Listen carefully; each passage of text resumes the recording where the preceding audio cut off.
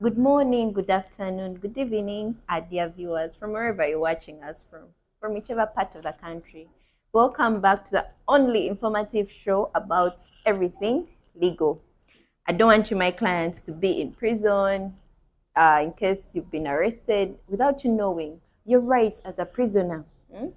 People going out to purchase land, people entering contracts. This is the show for you. You're getting all the legal information free of charge, pro bono. So thank you for joining me here on Legal Matters. I'm your host here, Cansonisima Gloria. So I would like to thank you for the commitment to be on my show, to always be informed about our laws in Uganda, because as a citizen, you ought to know your rights, you ought to know the laws that govern you. Yes, we have so many people, they don't know what even governs the country. You don't know even the constitution of Uganda, people. So anyway, I'm here to make that easier for you. So last week, yes, those who are here with me, we talked about mortgages, we talked about the Mortgage Act. I'm sure you're all very well conversant with the mortgages, right? So before even I go there, I would like to give you a few updates on what's happening here at YPA. Yes, we have so much for you here. For example, we have the upcoming annual general meeting that I wouldn't want any of you to miss. So our members, you're all welcome. The non-members, each and every person, there is free food for you. There is so much for you there on that day. Allowed to learn, come and network with other farmers. We have the president of Uganda. Yes, you heard me right. The president of Uganda will be joining us that day. So if you've not met the president like some of us in person, that's your day to use that chance. So please come in very big numbers, invite a relative, invite family. This is an event for everyone. We're not leaving out anybody. Free entrance, free food. So surely, which excuse do you have not to show up that day? So Viola, Dorcas, Amos, please. I know you're looking at me right now and listening to me. So please invite all your relatives, the clan members.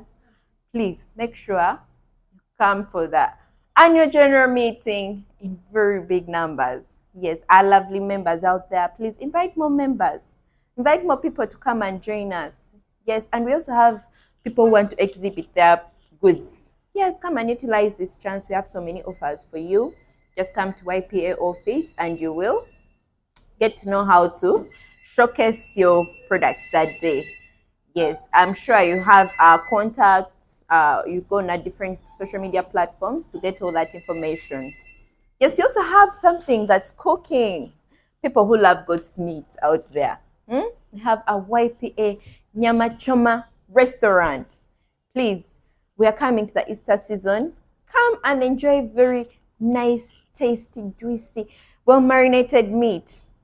Viola, I'm sure you have a family, and yes, please come with your family members on Easter Day and come and enjoy the tastiest nyama choma in the town. I don't want you to miss, and it's right here at our Raga offices. Come enjoy nice katogo for goat's meat. There is the goat trap. There is the fried pan goat's meat. We have the grilled goat's meat. All kinds of meat, you people. No excuse for not taking out your family during this Easter festive period. Yes, now your council can officially begin what has brought her here today. So I've had so many of my clients, many of my colleagues who want to know more about contracts. And today we're going to talk about the contracts. Yes, as you well know, here at YPA, we enter contracts with our members. Why? Because we have to ensure that in case of anything, our members have something we have something that's binding between us and our members. And that's one thing. It's called a contract. Yes, and before we look at the contract itself and what it means, can we at least look at the laws that govern the contracts in Uganda? So for example, we have the Contracts Act of 2010. That one will tell you everything that you need to know about contracts. What is a contract? What does it take to enter a contract? What are some of the terms and conditions for you to enter a legally binding contract? We have so many laws that have contracts. We also have the Employment Act The Employment Act talks about the employment contract. For you to be well employed, or for you to say that I'm now an employee of YPA, we all have an employment contract. I'm sure all my colleagues have their contracts. Am I right? Yes. If you're out there and the company is just employing you and you don't have the employment contract, dear one, you're in the wrong place. So come to places like YPA. We give our employees the employment contracts. So in this contract, it has to state the terms and conditions, like between you and your employer. Yes, we have so many laws: the Employment Act, we have the the Land Law, the Land Act. For example, you want to purchase land, you definitely have to enter what they call a land sale agreement. So this agreement is going to bind you, the purchaser and the vendor. Such contracts, such agreements cannot be taken lightly. For example, you purchase land and let's say this person has sold to you a different plot of land from what you wanted. Such terms and conditions have to be clear, because in case of anything, let's say the person has disappeared, you can use your act to say this person breached this term in the contract, so that you have where to start from. Yes, so I'm clearly trying to tell you the different laws that have the contracts. Now you know the Employment Act, you know the Land Act. Yeah, there's so many. Honestly, if I'm to break them down, we'd spend here the whole day. So today we're going to look at the main law that talks about contracts, and that's the Contract Act of 2010.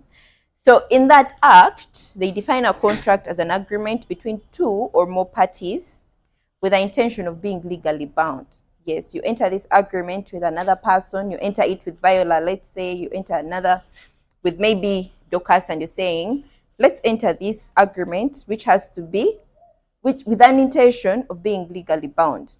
You might enter an agreement with someone just orally for terms of for fun. Okay, anyway, there is nothing like times of fun, but most times you're intending to be legally bound. In case of any dispute, you have where to start, in other words. So, as you well know now, that a contract is an agreement between two or more parties. So we're going to look at what makes this contract valid, to say that now I've entered a contract with this person and this contract is legally binding on both of us. So here we're going to look at the different aspects that make a contract valid. I want our members to be very, very alert on this one, because it's going to really be of impact. You're entering contracts with YPA and you need to know how this contract is actually considered valid under the laws of Uganda. So for starters, there has to be an offer and acceptance. What am I talking about?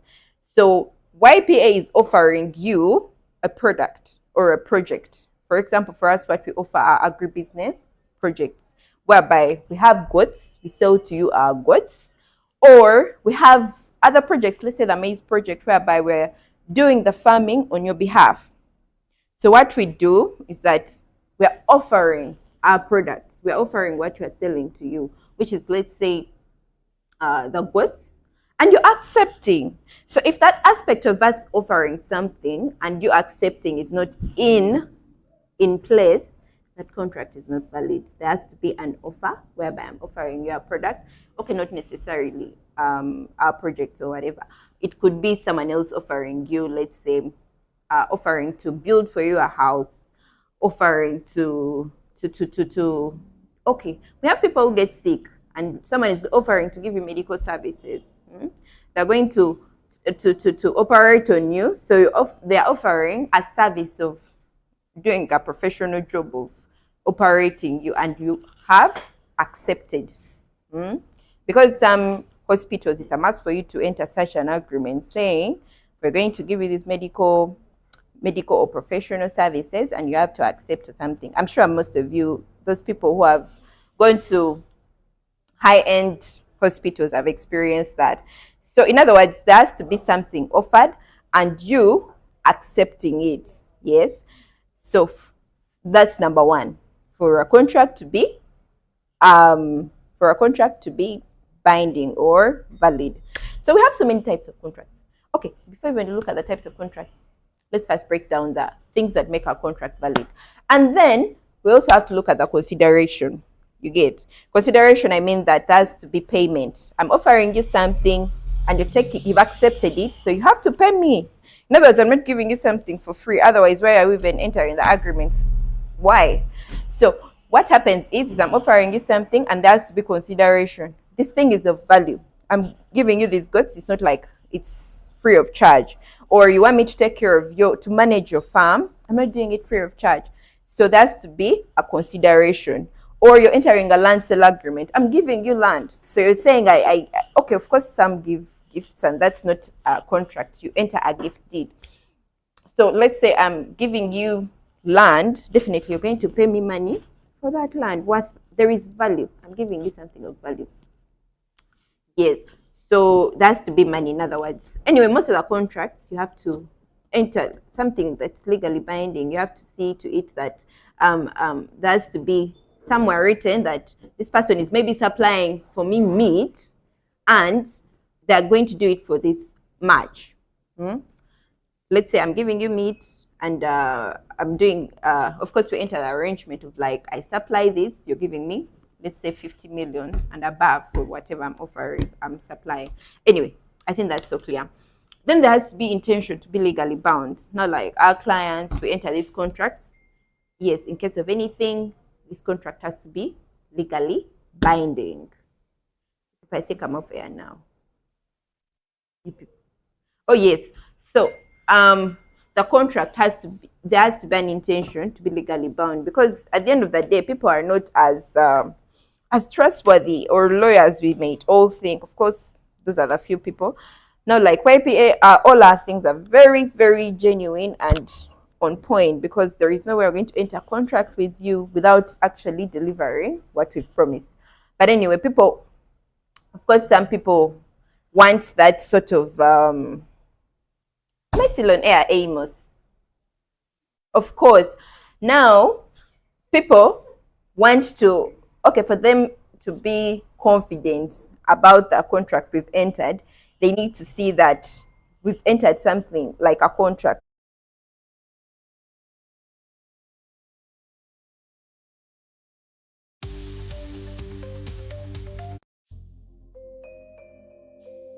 Up.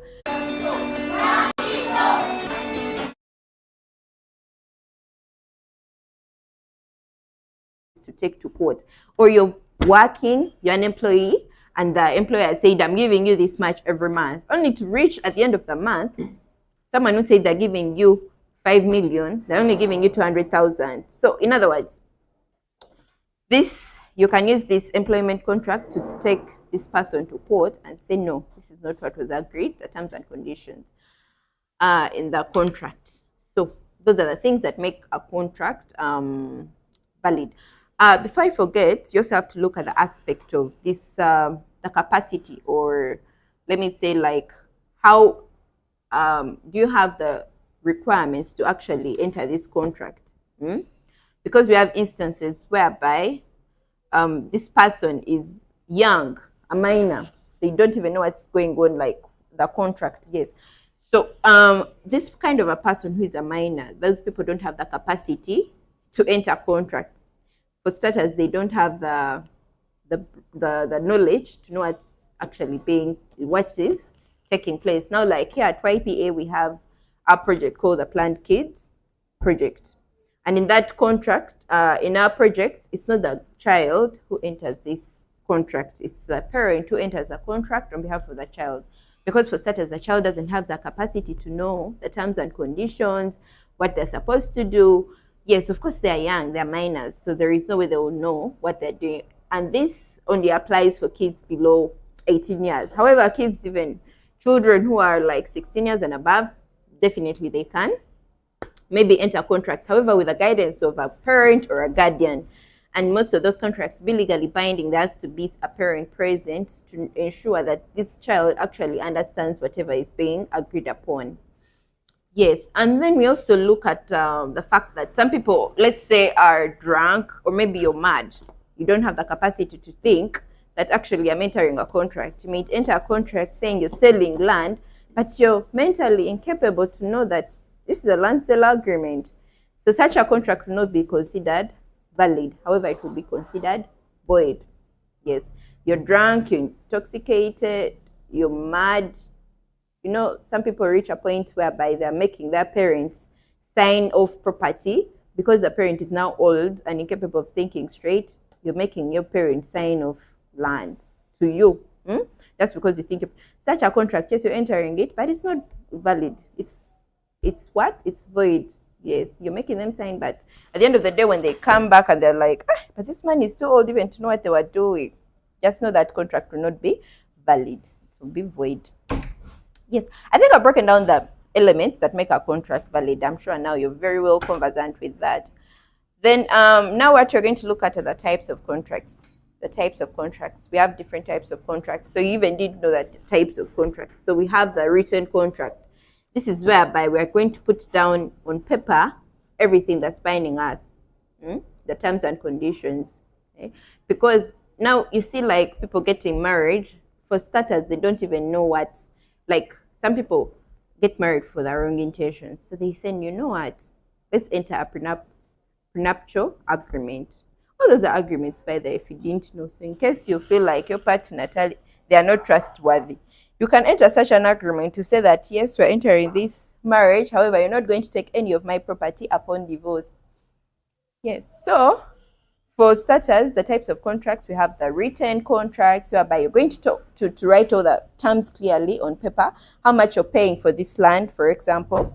You're paying for the land for 20 million and above, and you say, it's very clear on paper that this person is offering you land and you're accepting to purchase this land for this much. All those terms have to be clear on paper, and it's stated in the law, that's the Contracts Act, that contracts that have consideration of money, whereby money is going to be paid of like 500 and above, it's best you have it on paper.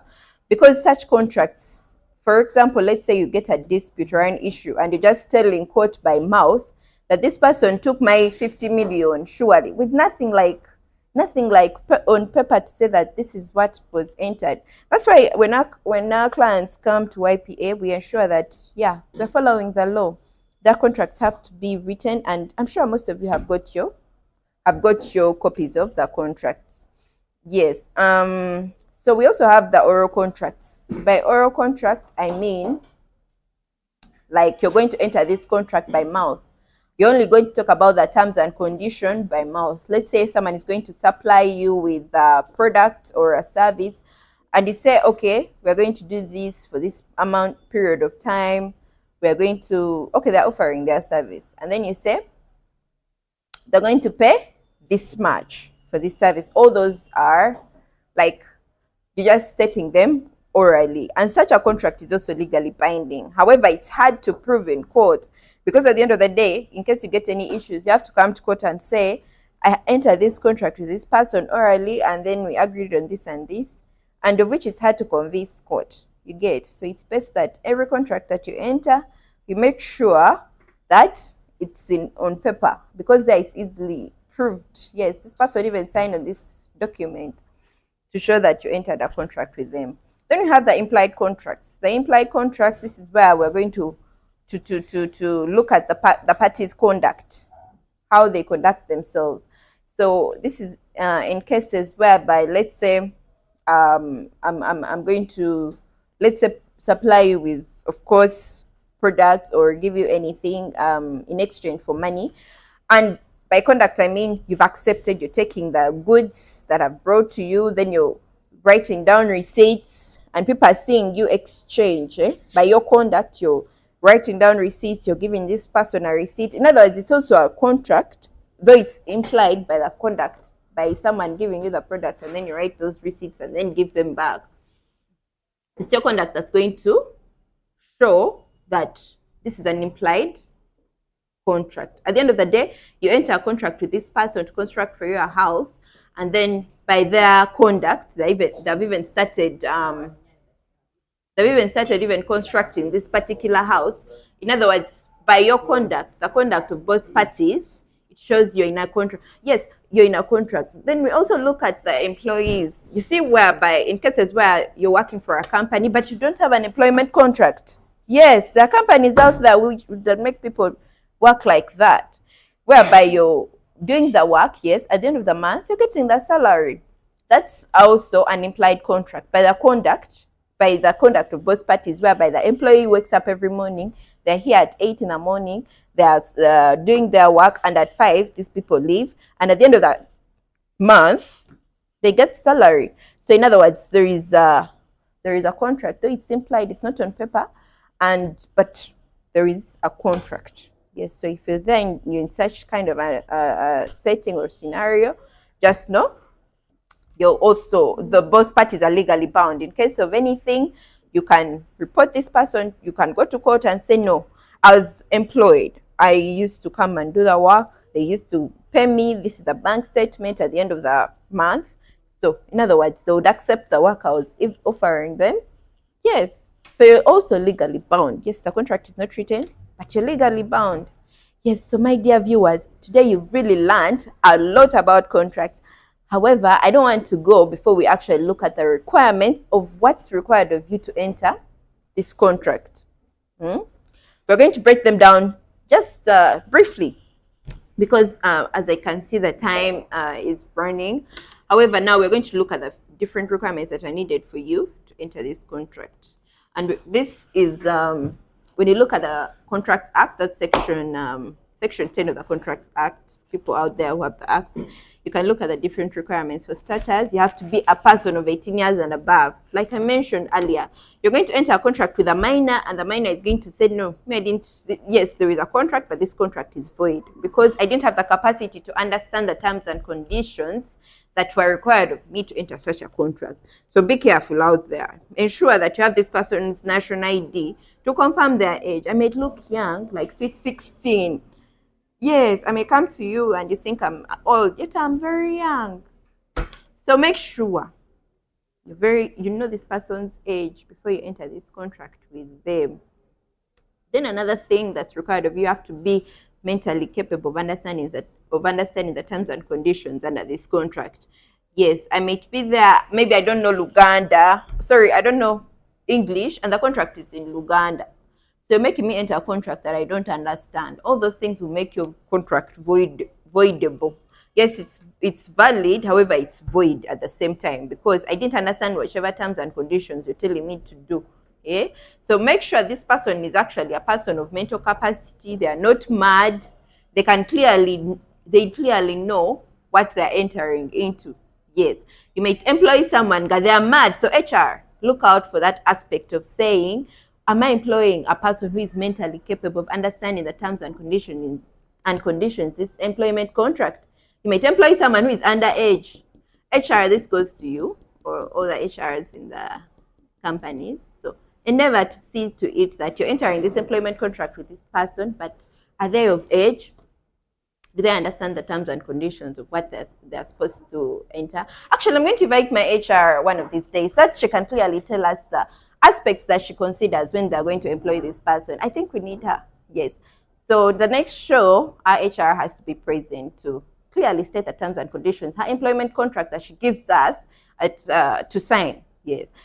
Then you also have to see that there is offer and acceptance. Of course, they have to pay you salary at the end of the year, at the end of the month. HR says in the contract they're giving you 5 million. End of the month, she's giving you 200,000. Why? Yes, my dear viewers. Yes, be clear on those terms. It's very important, my dear viewers out there. So, then another thing I want to state is that the period in this contract also has to be considered. Like how long are you working and all those things are some of the things that are necessary that have to be very clear in your contract. Yes. Okay, for example, I talked about the requirements. You have to be of age, you have to be to understand whatever, you have the mental capacity. Yes. Then like I said, I'm going to bring for you our HR to explain to us properly here. Then I want to briefly talk about what the kinds of contracts that are void. You may be out there wondering, this person is talking about void contracts. What am I talking about? So for a contract to be void, This is where a person has entered a contract, they're mentally incapable to understand what they've entered, or you've been coerced to enter this contract. You get, for example, someone has misrepresented that they are offering land, or they're forcing you to sell your plot of land. All those contracts are void. For example, let's say, like I mentioned, people who are forcing their parents to sign land sale agreements for them to take the parents' property. All those contracts are void so long as the person was incapable of understanding whatever they were signing. If maybe you are drunk, you still don't understand that you're giving someone your car, you're signing a contract that's selling off a car. So, in other words, make sure that the person you're entering this contract with is able to understand whatever they are doing, the minors and all. That contract will be considered void. Then you have the illegal contracts. Yes, let me briefly talk about the illegal contracts before I sum up the show today. So the illegal contracts, this is where you enter a contract with someone and they're telling you to murder someone. Amos, such a contract is illegal. Honestly speaking, you can't enter such a contract. It's not enforceable in Uganda. Or you're entering a contract saying that you're going to smuggle drugs into the country. People, that contract is an illegal contract. And as soon as someone makes you sign such a contract, make sure you just present it to the police that this person has made me sign a contract to smuggle drugs into the country. So you're out there and you've signed such a contract, please. It's an illegal contract. Make sure to take this other party to police that they're making you what? Sell drugs. Yes, my dear viewers, today I've really broken down the elements of the contract, the laws that govern contracts in Uganda. I thank you so much for viewing. I'm sure you've learned a lot today. Like I said, this is a show that gives you all the legal information free of charge. Yes, you can't get such services elsewhere. But I'm glad that you've been here with me for all this time.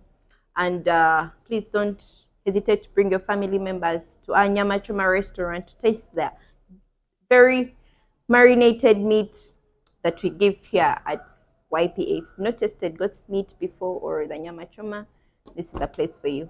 Thank you so much for viewing. See you next time here on The Legal Matters with me, Cancionisma Gloria. Bye.